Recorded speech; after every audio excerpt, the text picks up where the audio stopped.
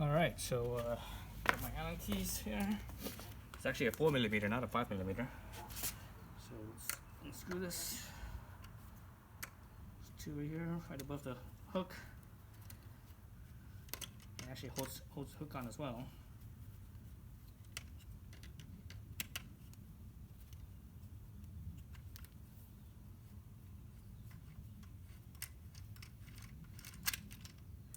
Just got the individual keys. Instead, using this whole thing, I never use this whole key set here. This is kind of clumsy, big and clumsy and heavy. Okay, so when that goes off, this cap should be able to slide off. Yeah, see, I knew it. The two nuts were holding it in place there.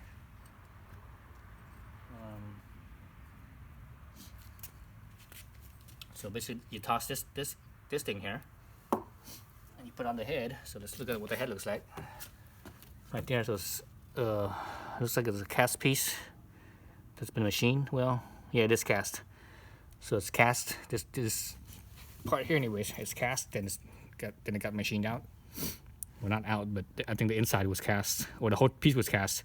The inside looks like it did not get machined. It's just the outside. The outside got turned on the lathe. This end here got turned on the lathe, and that's it. So there's your, what is it, five prong male connectors. There's a little O-ring here too. That's to help keep it water resistant. This thing does have a water resistance rating of whatever it is. I don't remember. I think it's something 54 or whatever. The standard is. I forget what it is. But let's put that in. So it goes like so. And the other side, let's look at the other side real fast. It's just like that. Alright. So it goes in. There's no way you could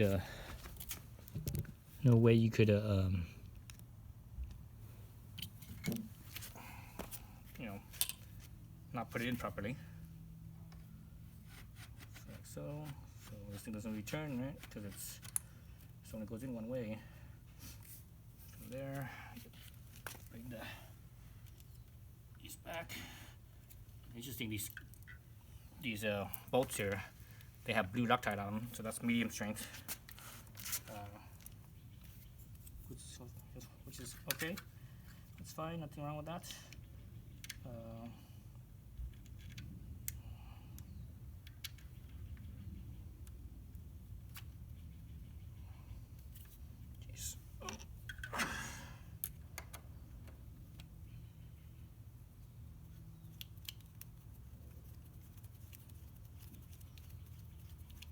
Thread there wasn't that smooth going in, so I think I stopped casting. I mean, they should have. Well, those screw holes are not.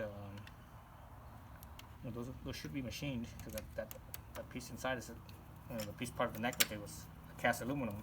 So they just machined some screw holes with threads. I don't think the machining is very. I don't think it's very clean. So that's why it didn't go in as smoothly as it could have, but that's fine. I'm not expecting much. For $250, this thing's actually looks pretty decent. It looks the quality-wise, it looks all right.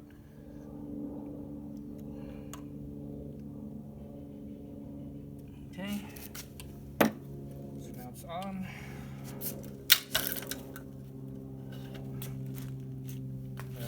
Oh, I need to find the brake line.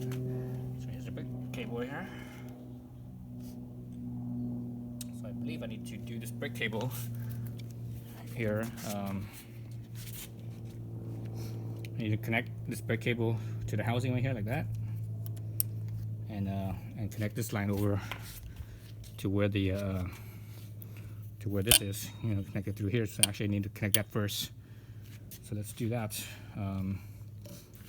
kind of hard because this thing is up so high, and my tripod is so small. I have a mini tripod, and it's so small, so low that you can't see what the hell is going on.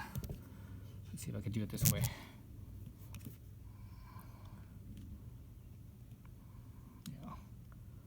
Okay, we're in frame. Alright, so I'm gonna unhook from down here. From here, just basically, it's like that, right? Just like a bicycle brakes. Hook it in into the barrel, and like so. And like so here. And down here, and it should be nice and tight right now. And that's just how it is. You could kind of pull on this thing, and it should slip right on there. There it goes. So it's just enough. So I squeeze this. Oh, it's a little. It doesn't feel. I can get the lever all the way to the bar, so it doesn't feel very strong to me. Let's see.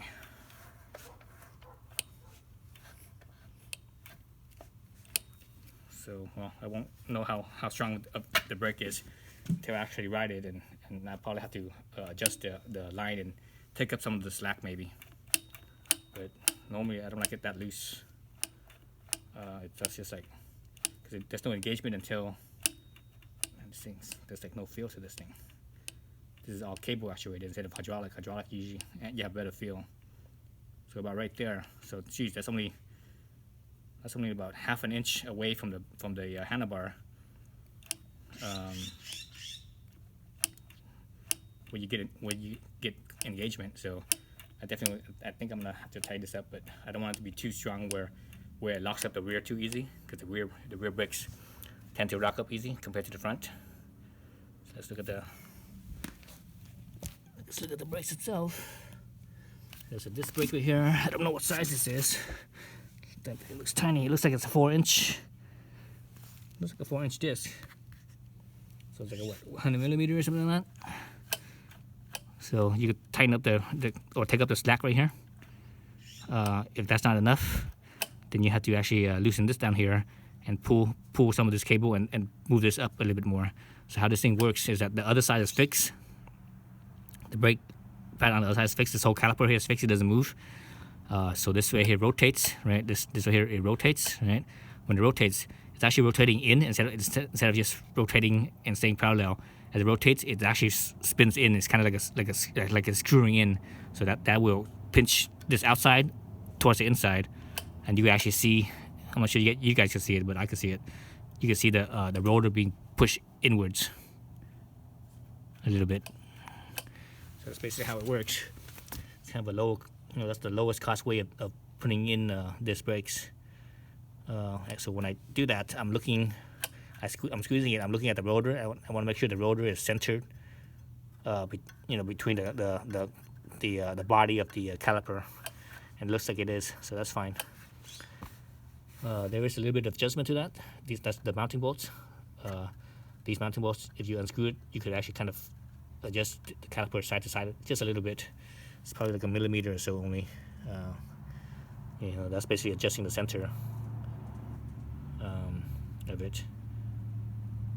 And a good way of doing that is, instead of just loosening this up and adjusting it and trying to tighten it up, because when you tighten it up and loosen it up, the caliper will move. What you want to do is you actually want to squeeze loosen this up, squeeze the brakes, and it kind of centers itself. Then you tighten this down. That's the easiest way of doing it. It should be pretty good that way. That's just a reflector back here. So yeah, so I need to charge this thing up and I go use it. So it looks, yeah, for the most part, it looks pretty decent, pretty nice. There's some stickers right here. Protective screen, I should say.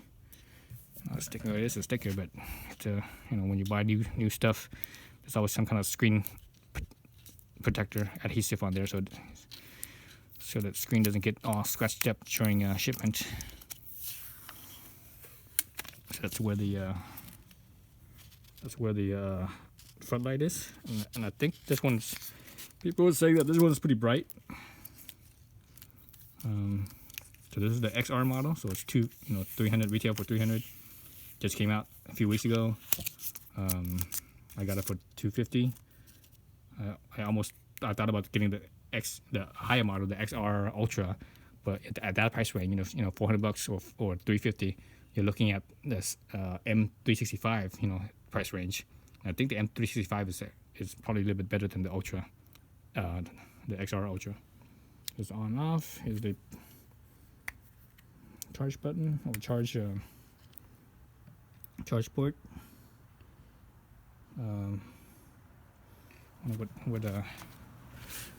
what voltage it charges at. Let's see. Here's the charging thingamabob. Let's see. Input 100 to 240 volts, 50 or 60 hertz, 1.8 amps, so pretty low. Output is 42 volts, so that's 1.5 amps. So that's what this battery pack is on here. Battery pack in here.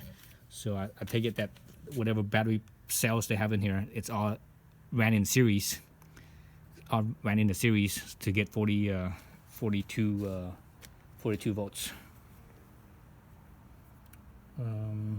Yeah, that's it. So I'm hoping this thing fits in my car. I'm not sure if it will.